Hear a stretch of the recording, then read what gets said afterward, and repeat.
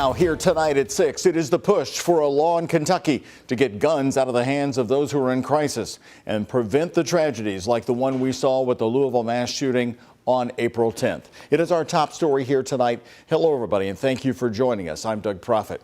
2 weeks from today, a caravan of people impacted by gun violence will be making their way to Frankfort to advocate for a bill that'll be on the table early next year. Now, here's the proposal. If someone is in danger to themselves or others, family members or a loved one can go to a law enforcement officer. From there, a police officer would file a petition to the court for emergency removal of guns from that person's home. It would also bar that person from buying a gun. This would be a temporary order. Senior reporter Isaiah Kim Martinez has the details on the notable person who's going to be leading this effort. And Isaiah, a familiar name from the tragedy at Old National Bank. Certainly, Doug. Marianne Elliott, of course, the widow of Tommy Elliott, will be in Frankfort. That's December 15th. She's advocating for lawmakers to support a bill she believes would reduce mass shootings like the one that killed her husband nearly 8 months ago.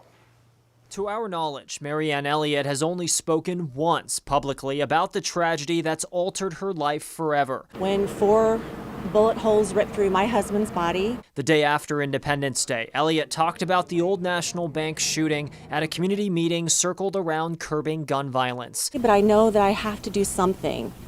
I just don't know exactly what that is. It appears she's now found that plan of action. Do you believe testimony December 15th can make the difference?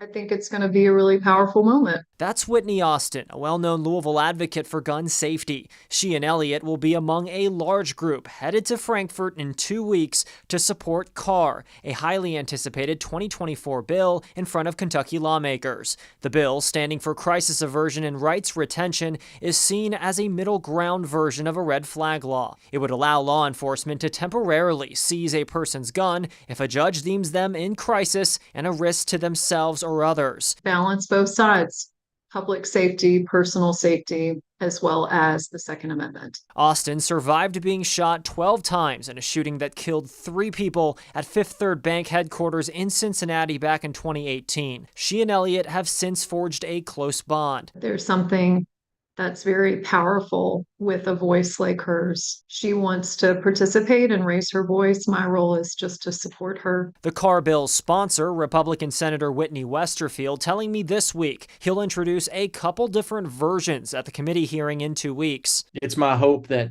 every legislator draws on whatever inspiration that they need to draw on to keep an open mind and find a way to make the solution better. But it's expected to be met with strong pushback from some Republicans on that same committee, some of whom may hold the votes Westerfield will need to flip to get this passed next year.